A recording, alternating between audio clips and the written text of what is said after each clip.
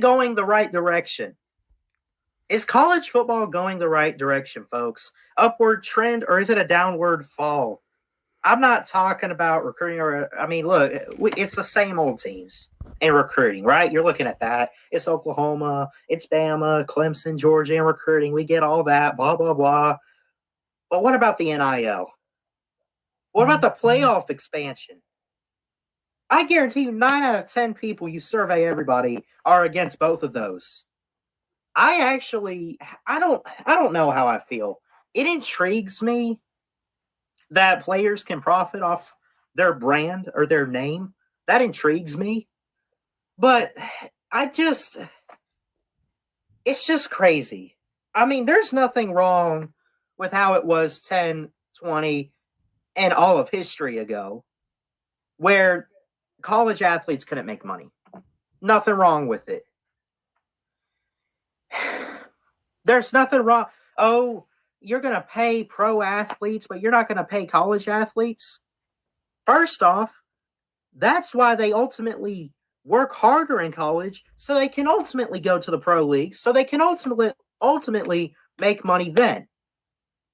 I like the idea, like, okay, here's the thing. What if they gave them set rules of how they spend their money? If you said, okay, you get this money, it helps pay for college, it helps support your family, it helps you do this, don't be blowing it on casinos or whatever. Just throwing some stuff out there, folks. Like, I could understand, like, oh, I need help with tuition costs and stuff. I understand some colleges offer scholarships, but there's only so many you can give out, and not every athlete can get a scholarship. So, of course, there's other athletes can't get a scholarship. You need the money. You need help with tuition and stuff, right? Pay them. But now that I look at it, man, I see something about NIL every other day, and it's just crazy. I can't wrap my head around how we got here in college football. We're going to pay athletes to make their name a brand. Oh, and not only that, we've been in this playoff era for half a decade.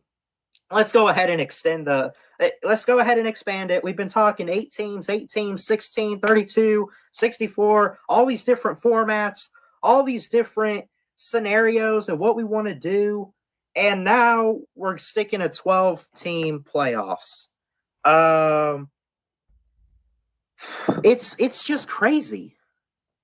I don't know. I love college football, believe me, just as much as the next man up, right? I love it just as much as all of you do that are watching this. We love college football. We will always love college football. You can't take it away from us.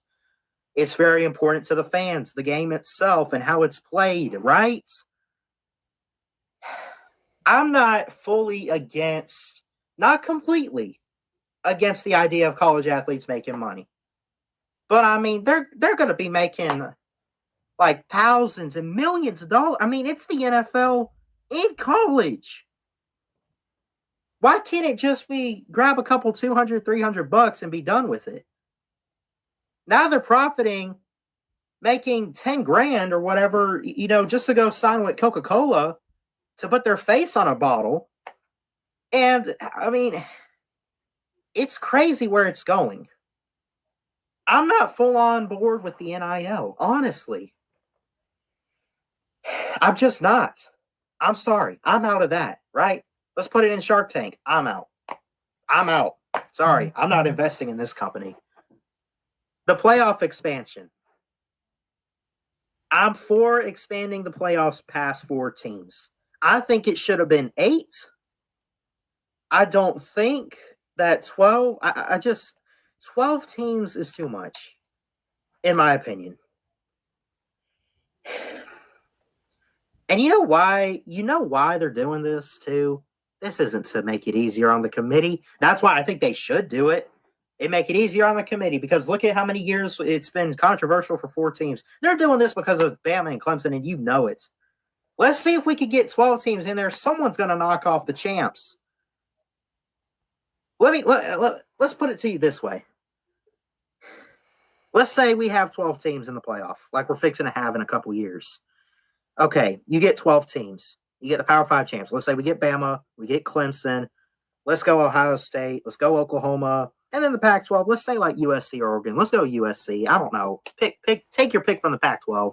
You get those teams in there. Okay, you get 6. No, 5. You get the Power 5 champs. Let's say also you get an undefeated Notre Dame in there or a one-loss Notre Dame. Okay, well, you don't have to win your conference to make the playoffs. You should. Notre Dame played a pretty good schedule. Their only loss was, let's say, a road game at USC. It was pretty close. They ran the table. They blew everybody else out. They've had one of the best defenses, so they're in.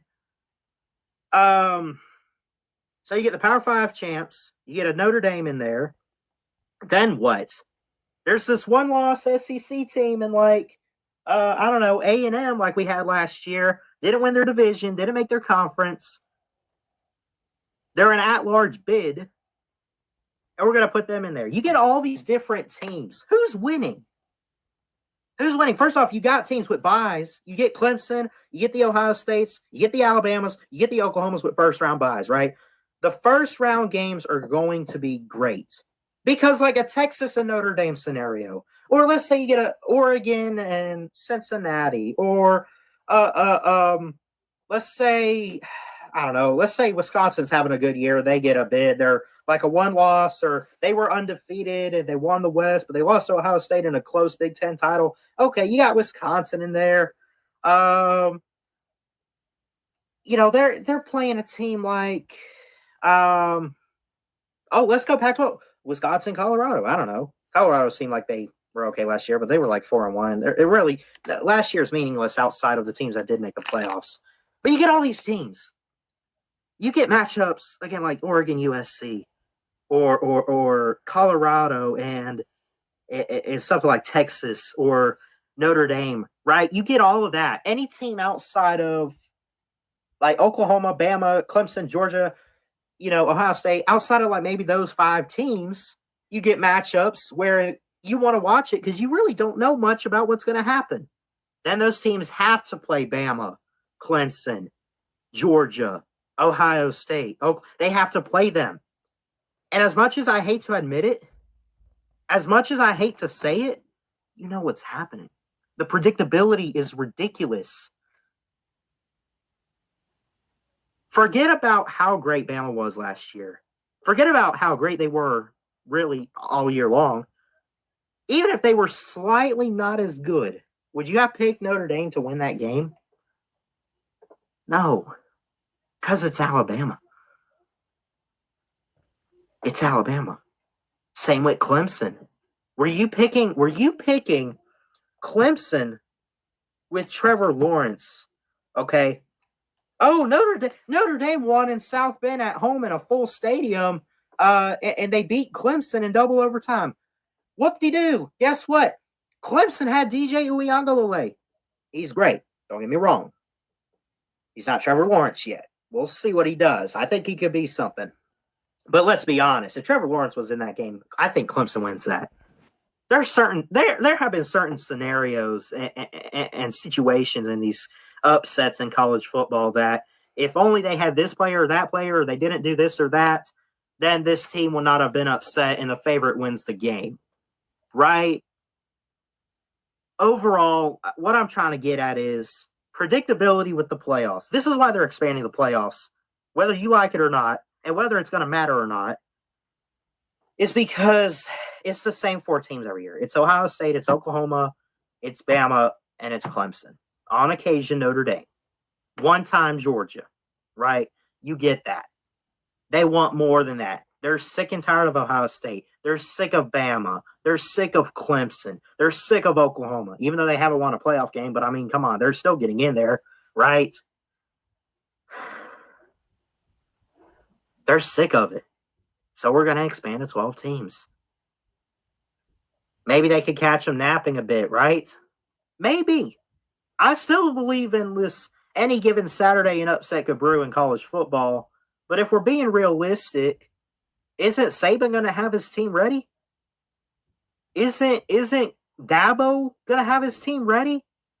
They've learned from losses. Kirby's smart if he has a full, healthy JT Daniels leading his offense. Are they going to be ready?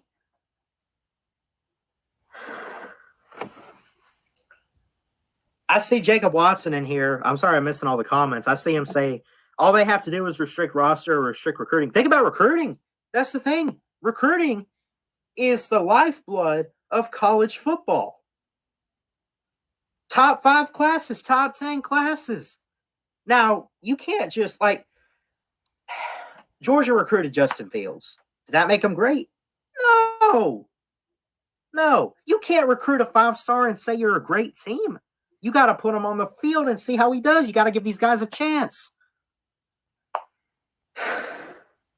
Alabama's trying to recruit this Ty Simpson kid. If they get Ty Simpson, but Nick Saban says, no, I don't want to play Ty Simpson. I'm going to play Jalen Milroe over Ty Simpson. Right? What is it? No offense to Jalen Milroe. Milroe looks pretty good, but he's 4-star, and Ty Simpson's a great, talented quarterback. That's 5-star, and a lot of people are hyping up. If you can have all the 5 stars you want.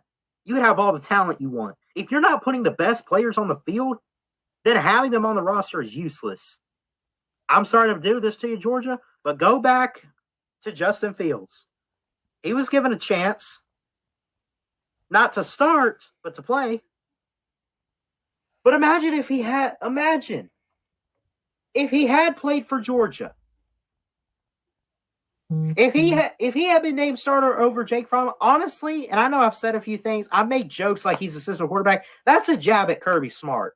Because he knows good and well, I know good and well, college football knows good and well, that he should have started Justin Fields over Jake Fromm. No doubt about that. You can't have, having Trevor Lawrence on the roster didn't just make Clemson great. Putting him in over Kelly Bryant in 2019, his freshman year? 2018, I'm sorry. Putting him in over Kelly Bryant pushed them forward to get the offense where it needed to be. That they went on to win the championship against the Crimson Tide. Hate to admit it, but just being fair here. Right? All these teams, they have the recruits. All these teams, the players and everything. Just getting a 5-star quarterback or a running back doesn't make you great. Put it on the field. Have him win you football games. Have that guy go out there and dominate. College football, I don't know. I hate to admit it, but honestly, you look down here. Is it going upwards or is it going downwards?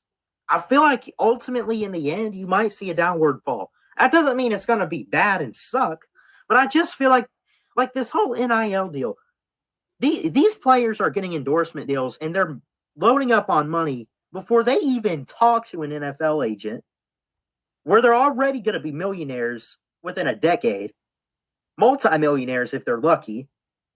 They're already getting a couple $100,000, $100,000 off these brands in college. Sponsorships. I mean, the two main topics of this, is it right to expand the playoffs? Because look, you expand the playoffs, it makes it easier on the committee, first off, if you have controversy at number 4 spot. Well, like last year, it was Notre Dame that got in. There was talk about A&M. It should have been A&M from what we hear. Cincinnati seemed like a good pick. USC. I mean, there were a few teams right there. Expanding the playoff makes that a little easier. I know there's guidelines like pick the Power 5 champs and then maybe group of 5 or whatever. I know there's guidelines. But even with the 4 teams, you can't get all Power 5 champs in. Even if they all are undefeated or have a loss, you can't get all 5 in. It's 4 teams. So you're stuck picking, okay, we're taking Ohio State, Bama, and Clemson. But are we going to go Oklahoma or are we going Oregon or USC or whoever comes out of the Pac-12? Who are you taking? So is this expansion right? I think it'll be great. I think there's got to be some good games in round 1, right? If the higher seeds, the first 4 teams get a bye, you're talking again. Let's go with the 4 main teams we see every year. Ohio State, Bama, Clemson, Oklahoma / Georgia. Let's stick with Oklahoma. You get those teams in. You get them in. Okay, that's great. The first round games, you're stuck with Cincinnati, Notre Dame. You're stuck with let's say, give me a good one. Okay, let's take an ACC team. North Carolina seems like they're on a good track. Let's say you get like North Carolina and Oregon. That could be interesting, right? You get those exciting first round matchups. Teams like North Carolina beat Oregon. We got upsets brewing. Oh man, this could be something. This is like March Madness with the Cinderella team. And then you get to the semifinals or quarterfinals or whatever the next round may be. And then they face a team like Clemson. They face the Ohio States. They face Alabama. And not only do they lose, they're blowouts. Like, what even the hell was the point of winning that first game when we're just going to go to the next round and get our butts handed to us? I like the idea of expansion for more football games, and that's it. Is it going to matter really much, though, if it's going to be favorite after favorite that wins, and there's not really going to be upsets in these 12-team playoffs?